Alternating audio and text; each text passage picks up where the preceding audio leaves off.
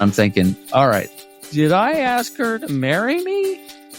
I better call. So I call and I says, are we engaged? And she says, I don't think so. He's on his mission. I did write to him. Then I went to BYU. And after he got home, it was actually very awkward. I thought, I'm going to take a little time, just take a little break. I'm not going to jump into dating anybody. Just focus on school, focus on my major. Famous last words. Welcome to the Why Magazine podcast, bringing you ideas, stories, and voices from Brigham Young University. I'm your host, Whitney Archibald, and today we're going to explore the romantic side of BYU with 3 courtship and proposal stories from alumni. My own BYU love story began in Biology 100 my sophomore year. Up until this sophomore year, my dating life was essentially non-existent, except for a few dances here and there. But for some reason, that semester my calendar was suddenly packed with dates. So when a cute guy from my biology class asked me out repeatedly, I was always booked. Finally, during one study session, he opened up to the back of his notebook and made a diagram with the words good-looking, smart, and funny along both axes. He said, okay, so either I'm good-looking and not smart or funny, smart and good-looking but not funny, funny and not good-looking or smart, you get the picture. And then he said, or you might just really be this busy. I assured him that that was the case. I really was just busy. So we looked far enough ahead in my calendar that we found a date to go skiing together using some free passes he had. After that first date, I cleared the rest of my calendar for this good-looking, smart, and funny guy, and eventually we added a wedding date to that calendar. He proposed on my next birthday. I was working and going to school for the summer in Provo, and he was working in Colorado. He came into town unannounced and asked our friends to blindfold me and take me to what I thought was a surprise party in the mountains. Instead, they led me to a bench outside the Timpanogos Temple where David was waiting to propose. I was thoroughly surprised, and the proposal itself went really smoothly, which is more than I can say for our next couple, Stephanie Smith Eliason, who graduated from BYU with her bachelor's in 91 and master's in 95, and Eric Eliason, who graduated from BYU in 91 and is now back at BYU as a professor of folklore. The couple actually met in high school in Mesa, Arizona. Here's Stephanie. He was in choir. I was in choir. His mom had told him, if you join choir, you'll meet girls. Bingo. So that was kind of the start of our relationship when we started dating. Eric went to BYU and then on a mission. Stephanie wrote to him, but when she went to BYU, she dated other people. The summer Eric came back home, they both ended up in Arizona again and picked up where they left off. Kind of. It was actually very awkward. Things weren't working out so well. Really? And we broke up. But we decided, well, let's drive back up to BYU for the start of the fall semester together, not in the same vehicle, but my sister was coming up with me. So we drove this old truck and he just followed us, just kind of for safety purposes. And half an hour out of town, we get a flat tire. Oh. So, and my dad had just taught us how to change a flat tire the night before. So my sister and I did that and Eric helped. And then along the way, we started noticing some other problems with the truck. Oh, no. The first one being that it was a stick shift. First gear just quit working. Oh. So we were having to start from second gear. After a while, second gear quit working. Oh, no. So we were having to start in third gear. And by this time, my sister and I decided we're just going to let Eric drive the truck. So he was driving it up. Then third gear went out. And by the time we get up to Richfield, we're having to start the car in fourth gear. And we just couldn't do it anymore. It's dark. And we just sat by the side of the road. We were just like, we don't know what to do anymore. And, you know, these people in these small Utah towns are just so gracious and generous. Totally. So these 2 sisters stopped and asked if we needed help. And we told them our situation. And they said, well, come stay the night. And we're going to help you get back to BYU in the morning. So this is the crazy part. They had a big truck. They got behind us, but they said there's going to be some small towns along the way where you have to stop. And so we're just going to follow behind you the whole way. When you stop, we're going to get behind you and give you a push and get you going at a high enough speed that you can put it in fourth gear and get going.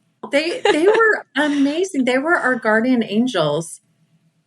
And so that's what we did. And that was a huge part of our story because it really bonded us together. Yeah. And we were trying to date other people, but God just kept putting us back Yeah. together. He's like, if you haven't gotten the picture yet, let me make it more clear for you. So in the end, probably about a month after we broke up, we decided to take a drive up Hobble Creek Canyon. And it was at the perfect time of year, end of September, when the leaves were just amazing. It looked like fruity pebbles on the mountainside. So we noticed there's a large boulder across the creek. Get on a log, walk across the creek, get on the boulder, and we're just standing there looking at the creek. It's just so nice and peaceful, and we can hear the creek bubbling. And then he gets down on one knee, and in his pocket, he has the ring wrapped up in a little piece of tissue. And then he says, "Will you marry me?" And I say yes. And he starts putting the ring on my finger. There's a clear, like top and bottom of the ring. Uh-huh. Well, he started putting it on my finger upside down. And in my typical fashion, he loves to laugh about this. I'm like, "No, you're doing it wrong."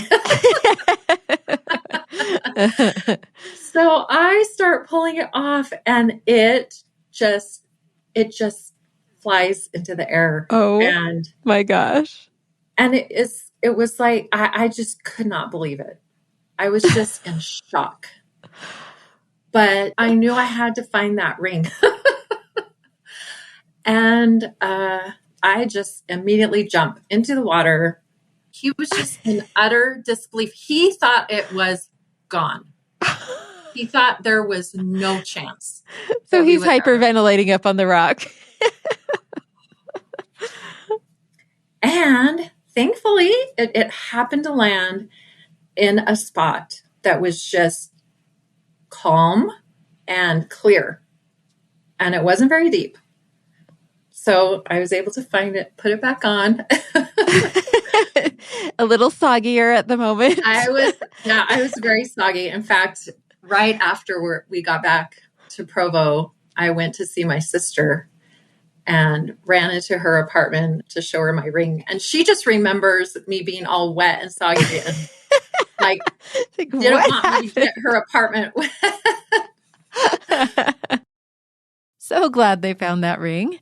Our next alumni couple is Matthew Scott and Heather Brown Scott, who both graduated from BYU in 2006. In the fall of 2003, Matthew was not looking for love. He had just broken up with a serious girlfriend and wanted some time. I thought, I'm going to take a little break. I'm not going to jump into dating anybody or just take time to reassess and focus on school, focus on my major. Famous last words. Right. 2 weeks go by, and at the time I was working as a teacher at the MTC, and so I had an hour break between classes and my shift. In that hour, I needed to change my clothes and get a snack. So I would change my clothes in the basement bathroom of the Bean Museum, the Life Science Museum, which always smelled of quirky chemicals and stuff, and that was my routine. So this was Monday, the 25th of October, 2003. I changed into my work uniform, and I thought, okay, it's time to go get a snack. So I went into the creamery. Well, so I go in there, and the place is just jam-packed. And so I'm standing in the line to get an ice cream. I noticed this gorgeous girl working behind the ice cream counter. I mean, she just looked so cute, shoveling that ice cream over the counter with the little baseball cap and the ponytail pulled through and the blue apron, polo shirt. It was just like all coming together. So I get up to the front of the line and nobody's got time to have conversation, but I was just trying to get her attention in some, bashful way. Right. And I thought, wow, she's really made an impression on me. So I actually called my mom after I saw her, that one sighting. I called my mom and I said, I think I met my wife today. Whoa. And yeah, so I was thinking about her for the next 2 days, and she tells me now that she and her friend Sarah were talking about me the rest of the shift. And so Wednesday comes along, and I go change the clothes in the basement of the Bean Museum, and then go into the creamery, and it's dead. Like in the 4:00 hour on a Wednesday, it's dead. So she's there, Perfect. and the same coworker sidekick is there, and I could tell that they'd been talking about me because I kind of said hello and we're making small talk. And I think she bought my ice cream that day, which was kind of cool. And so I went about the rest of the day. Next day is Thursday, and I'm doing a group project in the atrium of the library. And my group buddies are saying, Matt, there's this really pretty girl trying to get your attention out there. And so I look up and I'm not seeing, I'm like, what are you talking about? And she's right there, but she looks totally different than her work outfit. And so I come out into the lobby area, and it's busy as can be and noisy, but it's like everything faded away. It was like one of those movie scenes, you know, and you're just fixated on this one person. And so we had a great little conversation there. And it was at that time that I said, you know, I'd really love to take you out. Let me get your phone number. And because we're both very busy, it was like we had scheduled 3 dates, like all right then and there. From there, at least I was exclusive. She was writing to 2 missionaries at the time. Okay. Who were somewhere overseas. But that quickly evolved into she wasn't writing to 2 missionaries overseas. And we were engaged about 6 months later. On April Fool's Day, the BYU singers were going to have a concert. And so I approached Dr. Staley, the conductor, about this big proposal plan that I had. And it's a big ask to propose this sort of a thing to him in the middle of this concert. But I did. I drummed up the gumption to go into his office and tell him what I had in mind. And he was super cool about it. He's like, that would be so awesome. Just don't take very much time. You know, that was his one condition. You got to be snappy about it. Okay. Yeah. So we decided kind of how to lay that out in the concert. And we are there in the Dion Concert Hall, which no longer exists. At the opening of the second half, right after intermission, we opened with this great medley of songs actually arranged by Dr. Staley. It was wonderful. All the songs, the great songs from West Side Story. Oh, cool. And so, of course, you know, tonight, da, da, da, da, da, da. And so after our set was over, the medley concludes, and, you know, ovation, the applause is wonderful because everybody loves these songs. So after the applause dies down, I step out of formation. My knees are shaking so badly. And I've got the ring box in my tuxedo pocket that I feel like it is so big. It's like this, it's throbbing. The audience has been seeing it the whole time, you know. So I step out of formation, and I've written new lyrics to Tonight. And I wish I had ever written them down. I never wrote them down. I had just memorized them. So something to do with tonight, I something. And ultimately, in this turn of phrase, I've invited her up on stage. The crowd is going wild because they're seeing what's about to take place, right? And so she works her way up to the stage. So I'm down on one knee, and I ask her, will you marry me? And she says, this better not be an April Fool's joke. And I said, this is absolutely not a joke. The ring's right here up in front of all these people, you know. And she's like, well, then you better believe it. And so it was really awesome. Just one of those moments. There was cheering and clapping. And so for years afterward, we have run into people who were like, wait a minute, I was at that concert.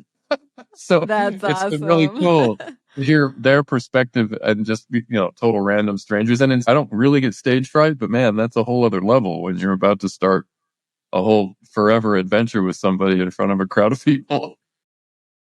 I'm so glad she said yes. That's a big audience. For our final story today, we'll get to hear from both Kim and Kareen Thornock, who graduated from BYU in 91 and 92. Kim and Kareen met through their 2 roommates, who arranged for the 2 of them to go on a blind date. Here's Kim. We went dancing, and I met this wonderful woman here who was a great dancer. And that was that, just the one date, until 2 months later. BYU's preference dance, the Snowflake Ball, was coming up. Kareen wanted to go to the dance, but had no idea who to ask. I remember very clearly sitting down at the kitchen table in my apartment and writing down on a piece of notebook paper the name of any guy that I could think of. I wasn't actively dating anybody at the time, but I wanted to go dancing. I wanted to have fun. And I don't remember how many people I listed, but I finally remembered that I had such a good time dancing with Kim, and that was it. It was at the Springville Art Museum, and things warmed up pretty quickly. And by the end, I was about as flutterpated as I have ever been in my life. I was head over heels for this girl. So I kept calling her and not going on specific dates, but just wanting to hang out. And we did that for 2 weeks straight every day. We did everything from study at the library to go grocery shopping to, bake bread in your apartment. Went to a Take a basketball walk in game. the We did all snow. sorts of things. There were plays and concerts, but every day he pretty much wouldn't say goodnight until we had made the next date. So I remember the night we fell in love. There was a big snowstorm, and we were walking through BYU, getting snow all over our clothes. And I think I went sledding on my back. We took our coats off. They were our sleds that night. They were our sleds, yeah. Yeah. I love It was a lot of fun. We came home from that date with a stack of snow on top of my head. We had snow on our heads and shoulders. So Sunday rolled around, and I had her over to my place, and we were talking about deep things for youngsters, and it was turning into a little testimony meeting, and I just asked her if she would go to the temple to be sealed. You didn't say to be sealed. You said go to the temple. Would you prepare to go to the temple? With me. And I wasn't, I guess, accurate enough, because on Monday, the morning after, I'm thinking, all right, did I ask her to marry me? I better call. So I call, and I says, are we engaged? And she says, I don't think so. I laughed at you. Yeah, you laughed at. You laughed. Yeah. And we went out Tuesday too. Wednesday, I'm like, I got to do something better than that. So I'm letting her know that we should be thinking seriously about shopping for rings, and she agrees. That was at the basketball. That was at the basketball game. Yeah. So Friday rolls around, and I'm like, I get this sinking feeling that if I don't ask her to marry me all the way, I will have lost my soul. And I felt that it was really super important. So Kareen had planned on taking me to Romance Under the Stars at the planetarium, something like that. Yeah. And I'm like, oh, I could propose there. Yeah. So it was going to be poetry reading. So I think I should write a poem. So I did. I wrote a poem asking her in the poem to marry me. And it's all staged out. Turn to your left, the guy kneeling in front of you. Anyway, so it's all part of the poem. I had no way to contact these people. I wasn't in any astronomy classes or anything. I didn't even know anything about it. But my roommate gets a hold of them and tells them that somebody wants to propose. I made it over to her apartment, and I'm waiting there, and I'm acting like we're going too fast. We need to slow down. I don't know what we're thinking. I don't even want to go out tonight. And meanwhile, I've got all this planned, and it's getting really close to the time. And I go, we should go. What was that thing we were going to go to? And I kind of bring it up, and she goes, oh, yeah, the planetarium. I says, let's go do that. And we're late, so I'm really trying to get us there. We went running up to campus. There was a lot of ice and snow, and I literally fell down as he was pulling me. Like, we were holding hands, so sweet and romantic, but I crashed, Oh, no. and cut my knee open on the ice. Super romantic, but Yeah. my impression of the program was, I had been looking forward to it all week, and I love poetry and I love romance, but these were students who probably didn't take a lot of Shakespeare classes. Yeah. They Yeah, well- struggled with that poetry. And it was Friday night. And by the end of the week, I'm always tired. So I drifted off. I was dozing in the chair. We were holding hands. Yes. And I can't say I was snoring. I don't think I was in a deep sleep. Well, I heard my name. And I think that kind of woke me up a little bit. And It was then the title. that was of the the title of the poem. And then I felt a little clunk in my hand. He dropped a ring in my hand. And so then they read the poem and I said, yes. Amazing. Yeah. So do you guys have a copy of the poem? We still have it. Under the romantic light of the stars, look upon the brightest star and make a wish.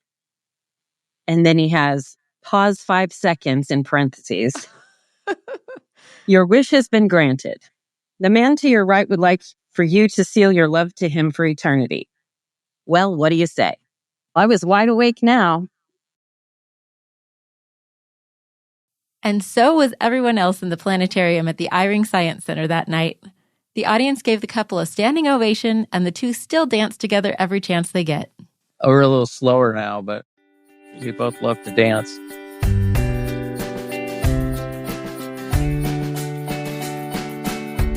Thank you for listening to the Y Magazine podcast. If you liked this episode, you might enjoy another episode with Alumni Stories, True Blue Friendship, about friendships forged at BYU. And another episode about alumni service, Going Forth, It's What We Do, how BYU grads are making a difference. This episode was based on the first-person section of the summer 2021 issue of Y Magazine called Popping the Question. It was produced by me, Whitney Singley Archibald, with executive producer Brooklyn Hughes Romer and intern Abby Phelan Horsepool. Original music, mixing, and mastering by Jarrett Davis.